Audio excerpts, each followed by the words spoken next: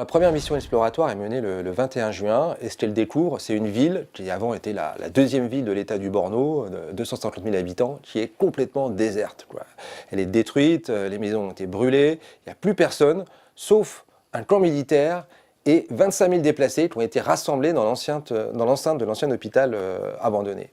Et parmi ces déplacés, il faut une enquête nutritionnelle rapide. La situation alimentaire est dramatique. Les déplacés nous disent que le nombre de morts quotidiens s'est élevé jusqu'à 30 morts par jour. Au moins 15% des enfants souffrent de malnutrition aiguë sévère. Ce sont des taux extrêmement élevés qu'on a rarement vus dans notre histoire. Et la première chose qu'on fait, c'est qu'on décide de divulguer publiquement ces chiffres de malnutrition et ces chiffres de mortalité. Donc on fait ce communiqué de presse qui provoque un certain remous à l'échelle nationale, puisque ça crée une controverse un peu au Nigeria sur le fait que les populations que l'armée dit avoir libéré de l'emprise de Boko Haram sont en train de mourir de faim dans les villes de garnison. Il y a des efforts de secours qui sont un peu supérieurs, qui sont entrepris par le gouvernement nigérian, et il faudra à peu près 3 mois pour que les secours internationaux commencent vraiment à atteindre les camps de déplacés.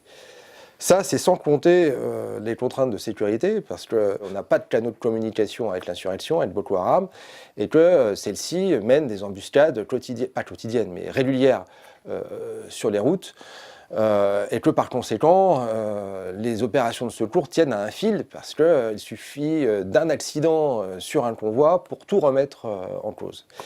Et c'est malheureusement ce qui nous arrive, puisque nous-mêmes nous sommes victimes d'un accident le 28 juillet, où une équipe de MSF tombe dans une embuscade, ce qui oblige de revoir complètement nos modalités d'intervention à Bama et dans les autres camps situés dans les villes de garnison.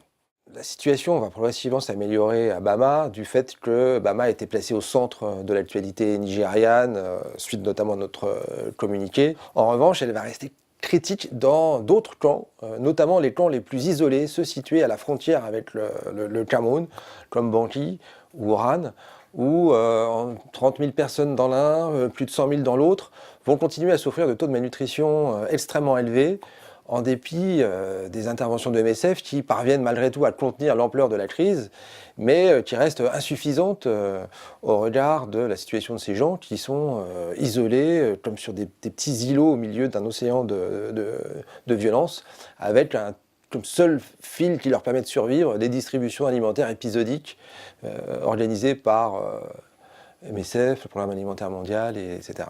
Aujourd'hui, la situation n'a pas fondamentalement changé. Il reste encore des zones comme ça enclavées.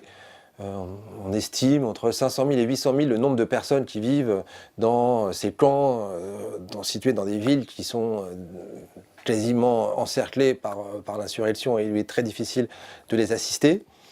Avec des camps comme celui de Oran récemment, où il y a eu une attaque de l'insurrection qui a provoqué l'évacuation des équipes humanitaires sur place, et on peut vraiment s'inquiéter sur l'avenir des gens, parce que c'est vraiment leur ligne de vie là, qui se coupe depuis que ce camp a été attaqué. Et puis il y a des zones dont on ne sait absolument rien, c'est-à-dire les zones qui sont encore aux mains de l'insurrection. On peut penser qu'il y vit entre 2 ou 3 millions de personnes dont la situation nous est totalement inconnue et pour laquelle on peut craindre le pire.